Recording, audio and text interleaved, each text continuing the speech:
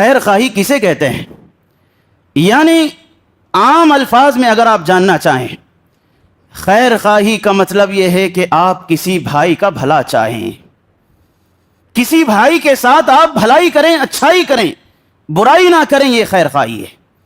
اور خیر خواہی یہ دو طرح کی ہو سکتی ہے، یا تو انسان بھلا کرے یا پھر انسان بھلا چاہے۔ ہر انسان بھلا کرنے کی طاقت نہیں رکھ سکتا ہے، لیکن ہر انسان بھلا چاہنے کی طاقت ضرور رکھ سکتا ہے کہ نہیں؟ میں اور آپ اپنے بھائی کے تعلق سے دل میں اچھا خیال اور بھلائی کا خیال ضرور کر سکتے ہیں۔ تو یہی معنی اور مفہوم ہے خیر خواہی کا۔ سب سے پہلی بات خیر خواہی کے حوالے سے وہ یہ ہے کہ آپ اپنے آپ کو سب کے لیے مفید بنائیں۔ جہاں آپ جائیں آپ سے لوگوں کو فائدہ، آپ سفر کر رہے ہیں آپ کے ساتھی کو آپ سے فائدہ، آپ ایک پڑوسی ہیں، پڑوسی ہونے کے حیثیت سے آپ کے ایک بازو گھر والے کو فائدہ۔ آپ اپنی شخصیت کو مفید بنائیں، فائدہ مند شخصیت بنائیں۔ اللہ کے نبی نے کیا کہا؟ خیر الناس انفعهم للناس، لوگوں میں سب سے بہترین انسان وہ ہے جو اپنے آپ میں یعنی لوگوں کے لیے جو مفید ہو، فائدہ مند ہو، وہ انسان سب سے بڑا بہتر انسان ہے۔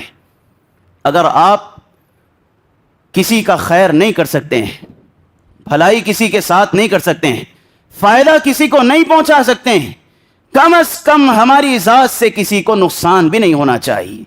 یہ بندے کے حق میں خیر خواہی۔ اللہ کے نبی نے کیا کہا؟ المسلم من سلم المسلمون من لسانه ویدہ، مسلمان وہ ہے، سب سے افضل مسلمان وہ ہے جس کی زبان اور ہاتھ سے دوسرا مسلمان محفوظ۔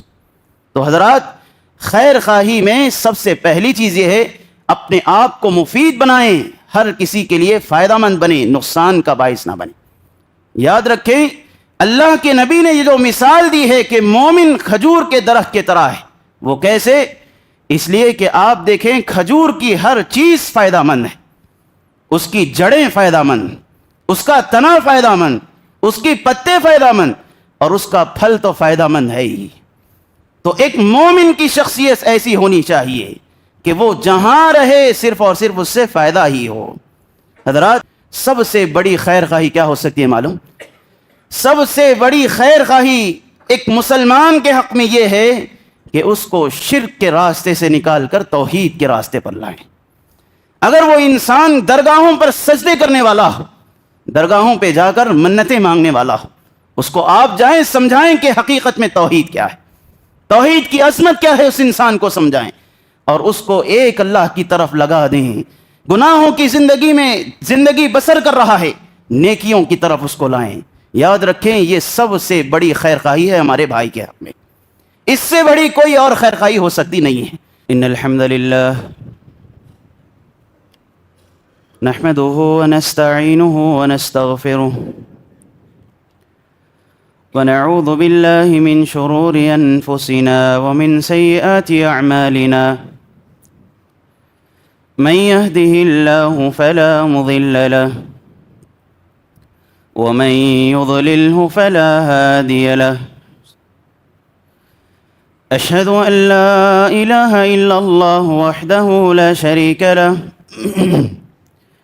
وأشهد أن محمدًا عبده ورسوله، أما بعد فإن خير الحديث كتاب الله وخير الهدي هدي محمد صلى الله عليه وسلم وشر الأمور محدثاتها وكل محدثة بدعة وكل بدعة ضلالة وكل ضلالة في النار،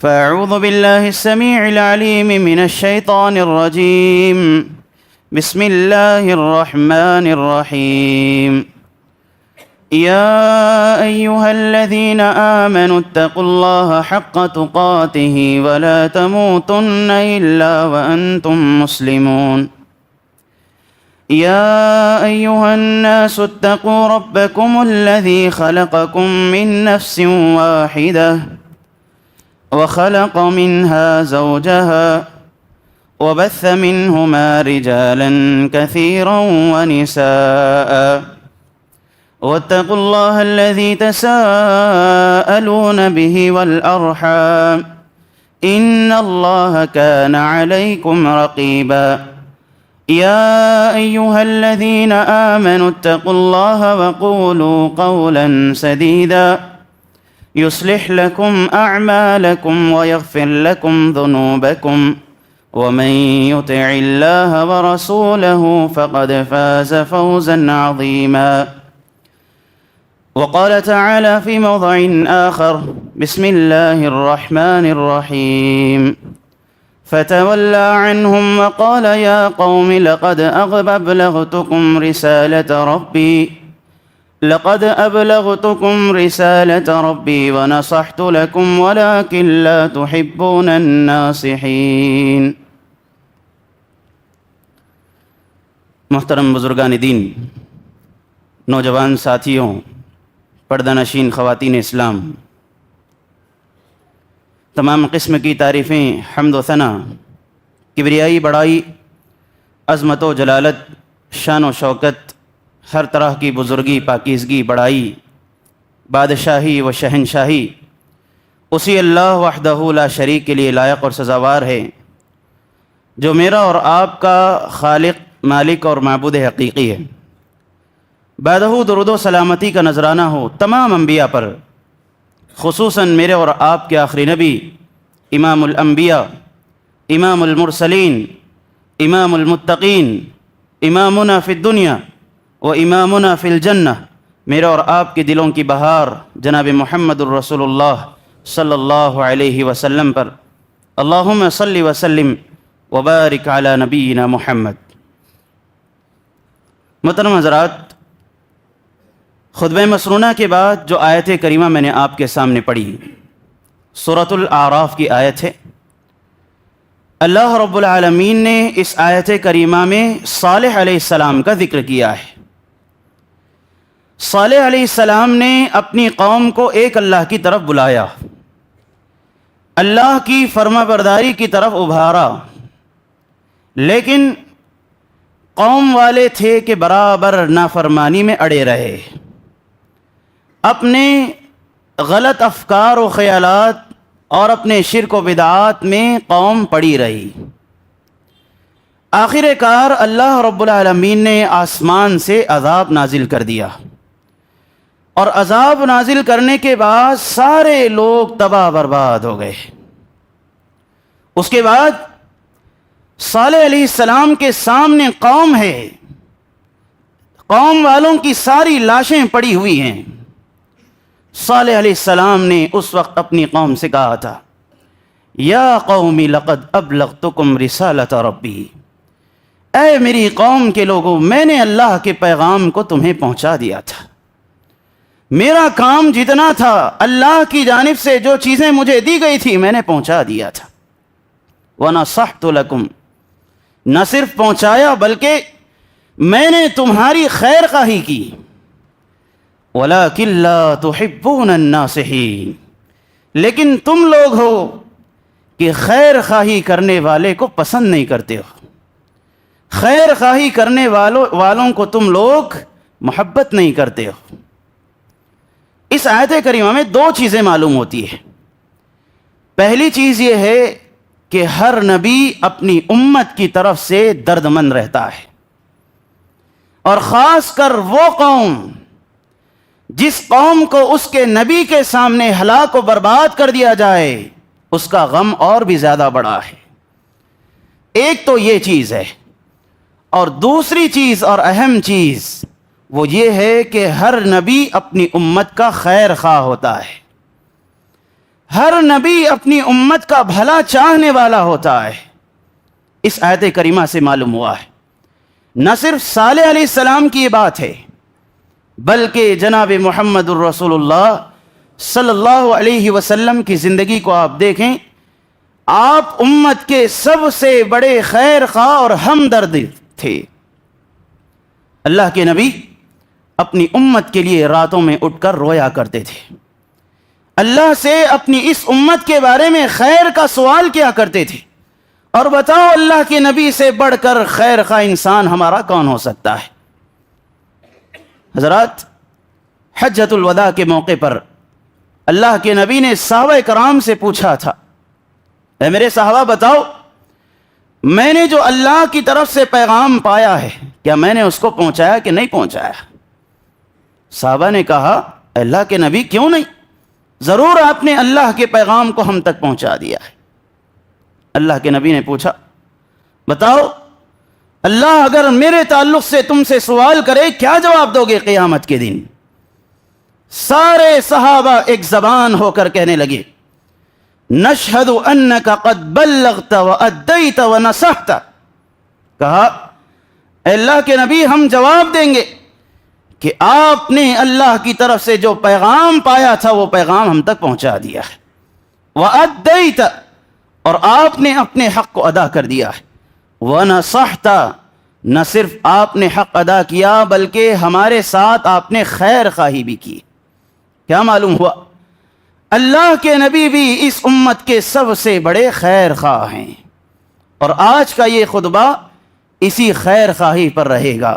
اللہ سے دعا ہے اللہ مجھے اور آپ کو کہنے سننے سے زیادہ عمل کی توفیق عنایت فرمائے، آمین۔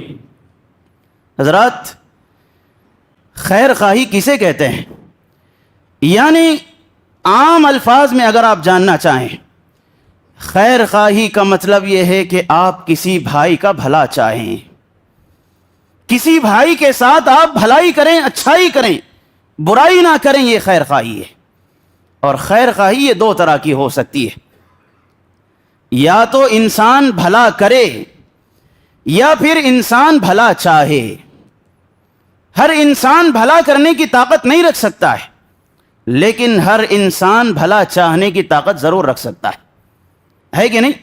میں اور آپ اپنے بھائی کے تعلق سے دل میں اچھا خیال اور بھلائی کا خیال ضرور کر سکتے ہیں، تو یہی معنی اور مفہوم ہے خیر خواہی کا۔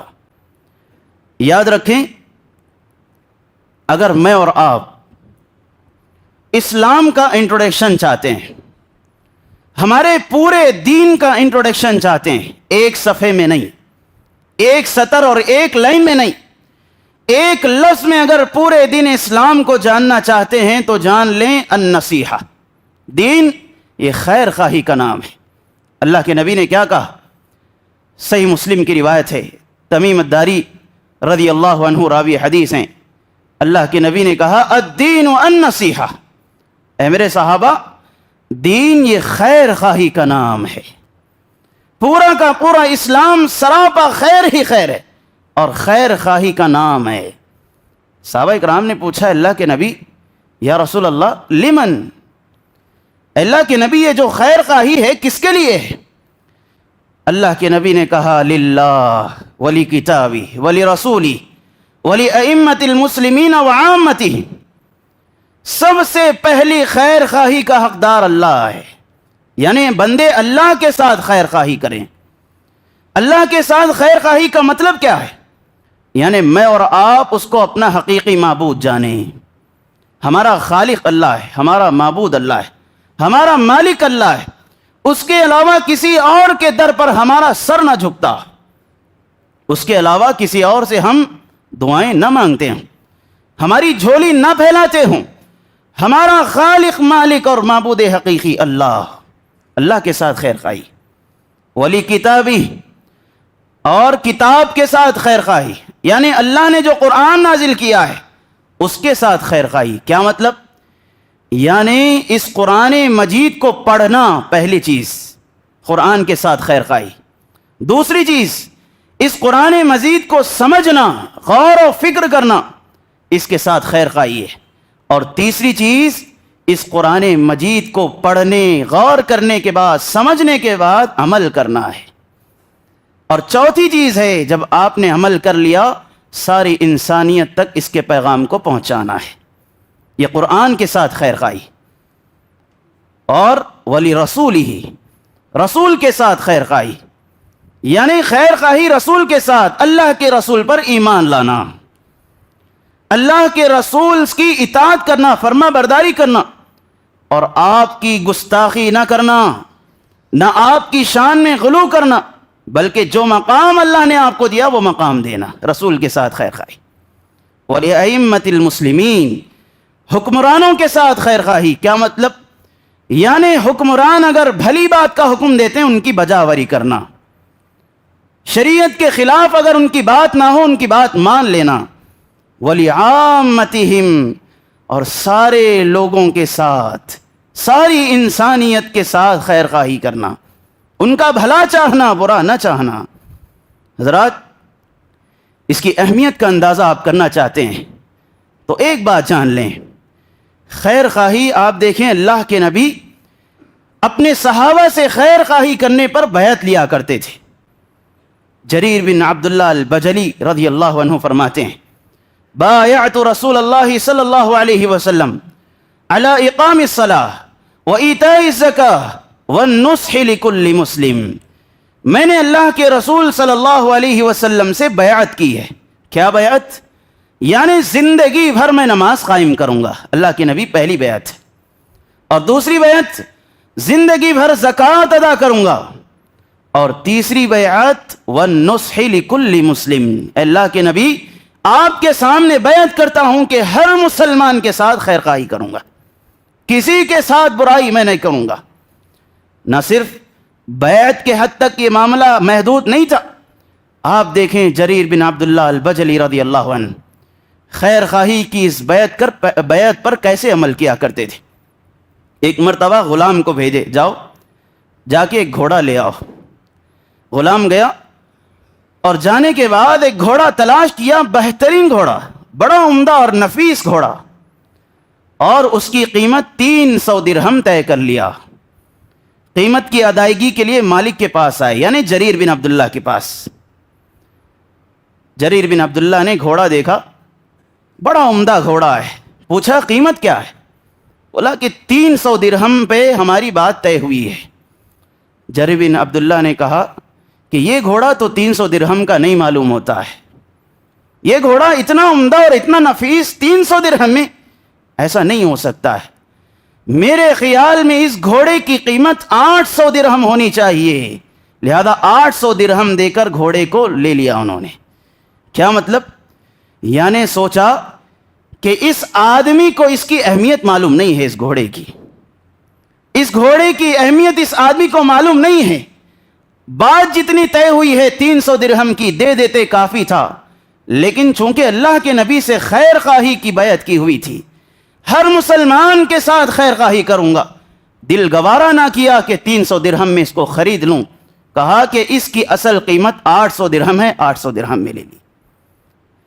میں یہ نہیں کہہ رہا کہ آپ بھی آج بازار میں جا کے ایسے کریں، آج تو مسئلہ الٹا ہے، 10 کی قیمت، 10 روپے کی چیز 100 روپے میں آج بکتی ہے، 100 روپے کی چیز 1000 روپے میں بکتی ہے۔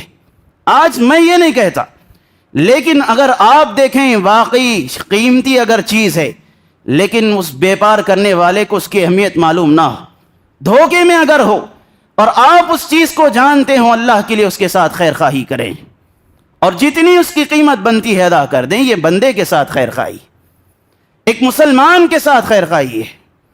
حضرات، اسی طرح آپ دیکھیں جس انسان کے اندر یہ صفت آ جائے نا، خیر خواہی کی یہ صفت اگر انسان کے اندر آ جائے، اس کے سوچنے کا طریقہ بدل جاتا ہے، اس کا تصور الگ ہو جاتا ہے۔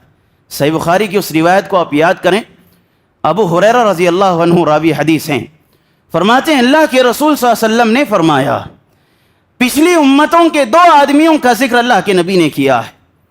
ایک آدمی تھا، اپنے بھائی کے پاس گیا، جا کر زمین خرید لیا، زمین اس نے خرید لی ہے، اور خریدنے کے بعد اس زمین میں اب وہ کام کرنے لگا ہے، اور کام کرنے کے دوران جب اس نے کھدائی کی تو ایک سونے کا خزانہ اس سے برآمد ہوا۔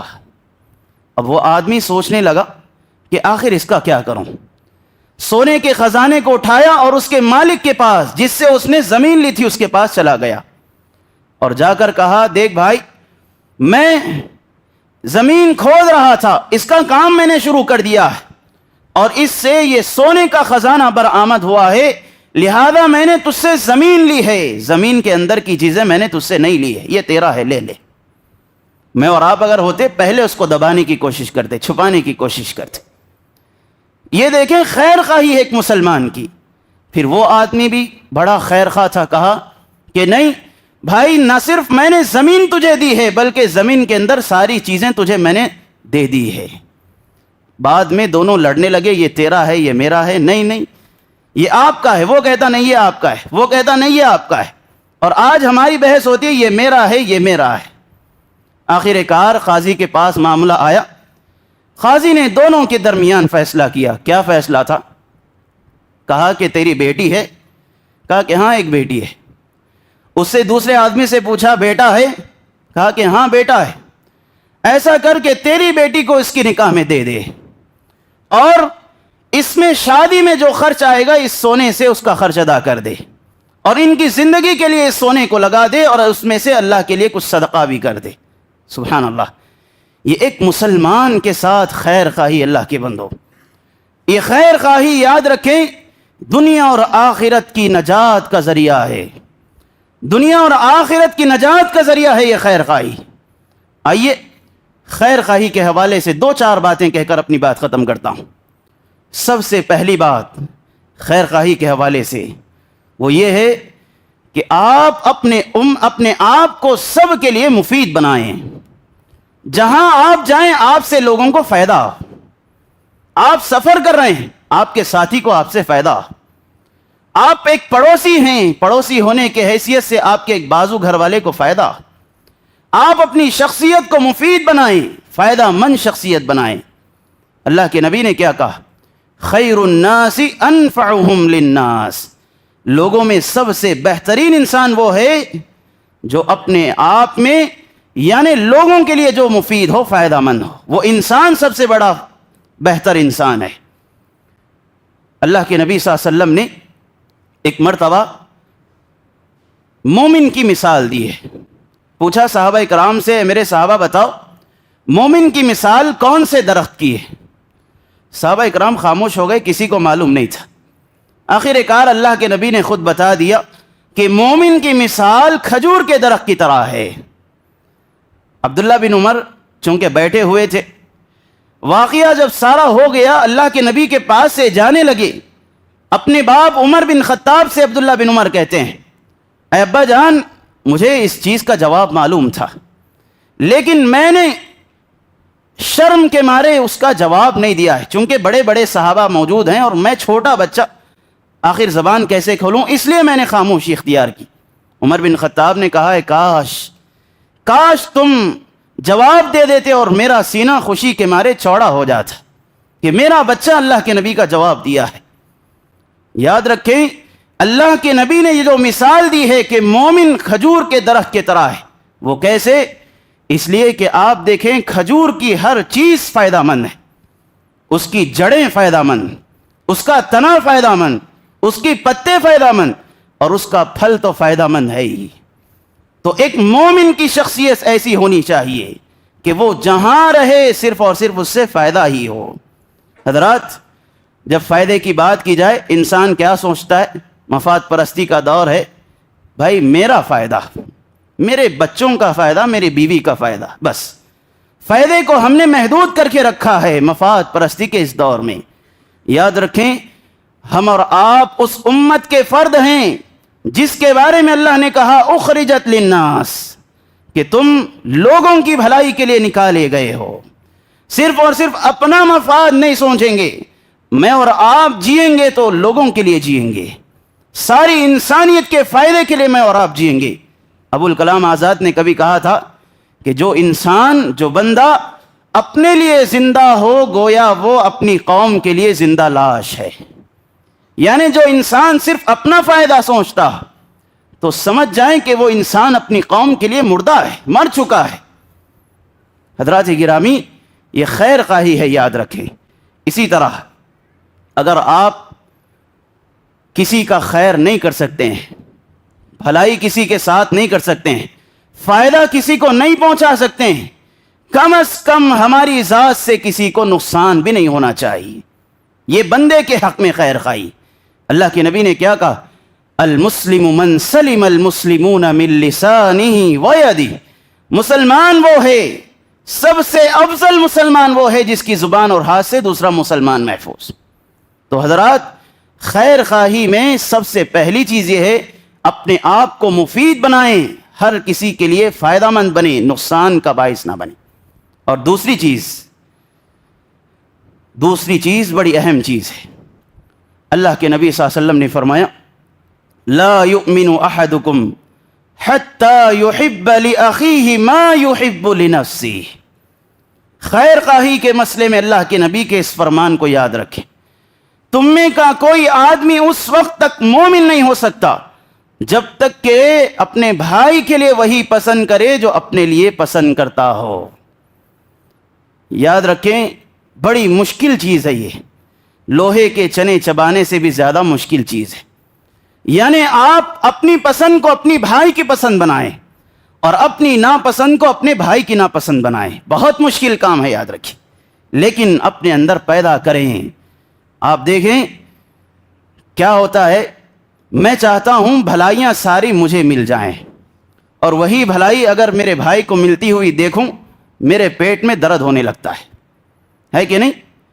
اگر میرے بچے کا کسی گھر میں اچھے گھر میں رشتہ ہو گیا، کسی اچھے گھر میں، دیندار گھر میں، مالدار گھر میں رشتہ ہو گیا، میں خوش ہوں، اور وہیں پر میرے دوست کے بیٹے کا اگر اچھے گھر میں رشتہ ہو گیا، میرے پیٹ میں جلن ہونے لگتی ہے، درد ہونے لگتا ہے۔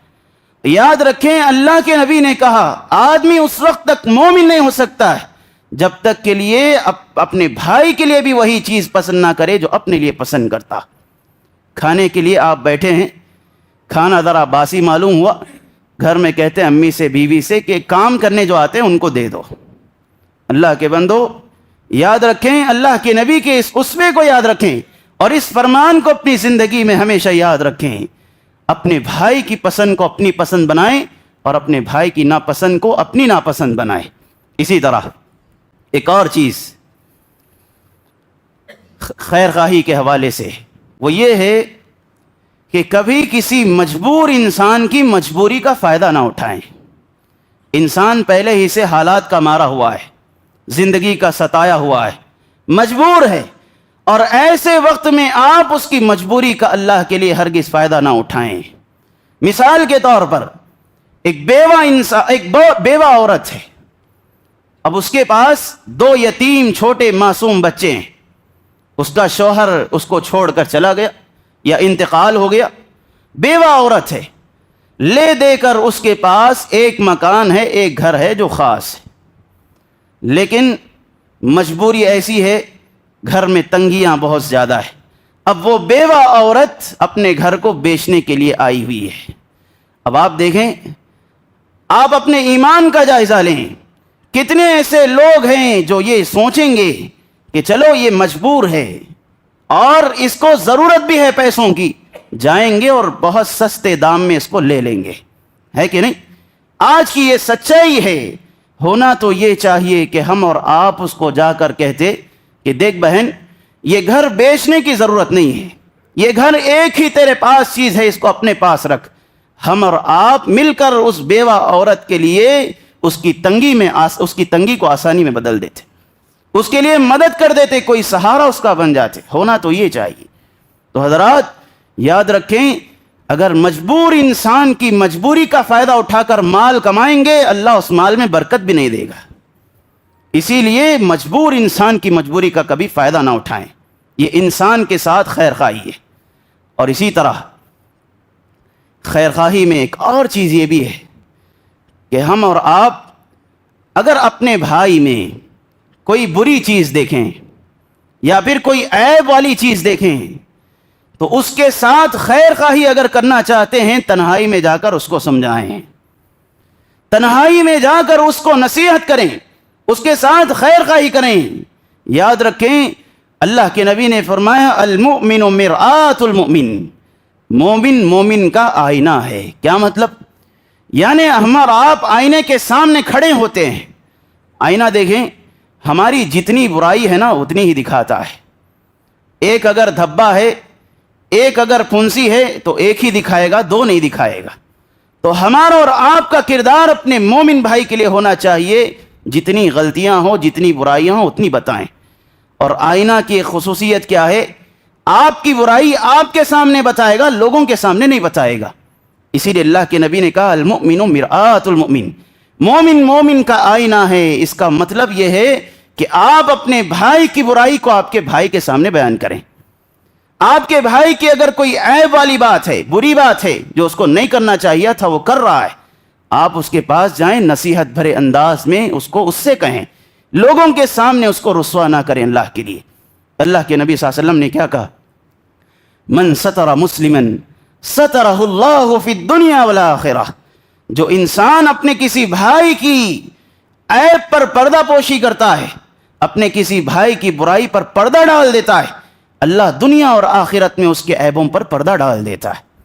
اور اگر انسان دوسری حدیث میں ومن کشف عن عورت اخیہ المسلم، اگر کوئی انسان اپنے بھائی کے عیب کو تلاشنے میں لگتا ہے، لوگوں کے سامنے بیان کرتے پھرتا ہے، برائی کرتے پھرتا ہے، اللہ رب العالمین بھی اس کی برائیوں کو لوگوں کے سامنے بیان کرتا ہے، اس کے عیبوں کو لوگوں کے سامنے ظاہر کر دیتا ہے. یہاں تک کہ حدیث کے الفاظ ہیں حتی یفضحہ بہا فی بیتی، یہاں تک کہ اس آدمی کو اس کے گھر میں خود بدنام کر کے اللہ رکھ دیتا ہے. اور اتنا ہی نہیں، اگر میں اور آپ اپنے بھائی کے عیب کو چھپاتے ہیں، کتنی بڑی فضیلت کی بات ہے. آپ دیکھیں صحیح مسلم کی روایت ہے، قیامت کے دن ایسے لوگ آئیں گے جو دنیا میں لوگوں کے عیبوں کو چھپاتے تھے، اللہ اس کا حساب لے گا، بندے سے کہے گا بندے بتا تو نے یہ گناہ کیا کہ نہیں کیا؟ بندہ کہے گا اللہ میں نے گناہ کیا ہے. اللہ پوچھے گا اللہ بندے بتا یہ گناہ کیا کہ نہیں کیا؟ بندہ کہے گا ہاں اللہ میں نے یہ بھی گناہ کیا ہے. اس کے بعد اللہ کہے گا اے میرے بندے سن لے، دنیا میں تو میرے بندوں کے عیبوں کو چھپاتا تھا، میں نے بھی دنیا میں تیرے عیب کو چھپا دیے، اور آج میرے پاس پہنچا ہوا ہے، میں نے تیرے گناہوں پر پردہ ڈال دیا، جا سیدھے جنت میں چلا جا. سبحان اللہ. تو حضرات، ایک مسلمان کے ساتھ خیر خواہی یہ ہے کہ ہم اس کے عیبوں کو، اس کی برائیوں کو اس کے سامنے بیان کریں اور اس کی اصلاح کرنے کی کوشش کریں، لوگوں کے سامنے بیان نہ کریں. اور اسی طرح ایک آخری چیز یہ ہے، سب سے بڑی خیر خواہی کیا ہو سکتی ہے معلوم؟ سب سے بڑی خیر خواہی ایک مسلمان کے حق میں یہ ہے کہ اس کو شرک کے راستے سے نکال کر توحید کے راستے پر لائیں. اگر وہ انسان درگاہوں پر سجدے کرنے والا ہو، درگاہوں پہ جا کر منتیں مانگنے والا ہو، اس کو آپ جائیں سمجھائیں کہ حقیقت میں توحید کیا ہے، توحید کی عظمت کیا ہے، اس انسان کو سمجھائیں اور اس کو ایک اللہ کی طرف لگا دیں. گناہوں کی زندگی بسر کر رہا ہے، نیکیوں کی طرف اس کو لائیں. یاد رکھیں یہ سب سے بڑی خیر خواہی ہے ہمارے بھائی کے حق میں، اس سے بڑی کوئی اور خیر خواہی ہو سکتی نہیں ہے. اور ایک سب سے بڑی خیر خواہی یہ بھی ہے کہ آپ اپنے بھائی کو جہنم کی آگ سے بچانے کی کوشش کریں. سب سے پہلے میں اپنے ساتھ خیر خواہی یہ کروں کہ میں اپنے آپ کو جہنم کی آگ سے بچا لوں، اپنی آل اولاد کو اور اپنی نسلوں کو جہنم کی آگ سے بچانے کی میں کوشش کروں. اللہ نے کیا کہا؟ یا ایھا الناس قوا انفسکم واہلیکم نارا، اے لوگو سب سے پہلے اپنے آپ کو اور پھر اپنے اہل و عیال کو جہنم کی آگ سے بچا لو. آپ ذرا غور کریں، دنیا میں ماں باپ بچوں پر کتنے مہربان ہوتے ہیں. بچے کو اگر کانٹا بھی چبھ جائے باپ کو تکلیف ہوتی ہے، بچہ اگر اس کی انگلی خالی جل جائے ماں کو دل میں تکلیف ہوتی ہے، ماں اس درد کو دل میں محسوس کرتی ہے. اللہ نے کہا کہ دنیا کی یہ چھوٹی تکلیفیں تم نہیں دیکھ سکتے ہو، اور آخرت میں جب یہ لوگ جہنم میں جائیں گے اور تمہارے سامنے جلیں گے کیسے دیکھ پاؤ گے؟ اسی لیے آج ہی اپنے بچوں کے ساتھ خیر خواہی یہ کرو کہ انہیں دیندار بنا دو، انہیں توحید پرست بنا دو، انہیں ایک اللہ کی طرف لاؤ اور جنت کے راستے پر انہیں گامزن کر دو. یہ ہمارے بچوں کی ساتھ خیر خواہی ہے. تو حضرات یاد رکھیں، خیر خواہی کی یہ صفت مجھے اور آپ کو اپنے اندر پیدا کرنے کی ضرورت ہے. اللہ سے دعا ہے اللہ رب العالمین ہم تمام کو ایک دوسرے کی بھلائی چاہنے والا بنا دے. اللہ ہم تمام کو ایک دوسرے کے ساتھ خیر خواہی کرنے والا بنا دے. اللہ رب العالمین ہم تمام کے اندر جتنے بھی حسد ہیں، گینا کپٹ ہیں، بغض و عداوت ہیں، دشمنیاں ہیں، اللہ ہم تمام کی ان دشمنیوں کو ختم کر دے، آمین۔ وصلی اللہ علی نبینا محمد وعلی آلہ وصحبہ اجمعین، والسلام علیکم ورحمۃ اللہ وبرکاتہ۔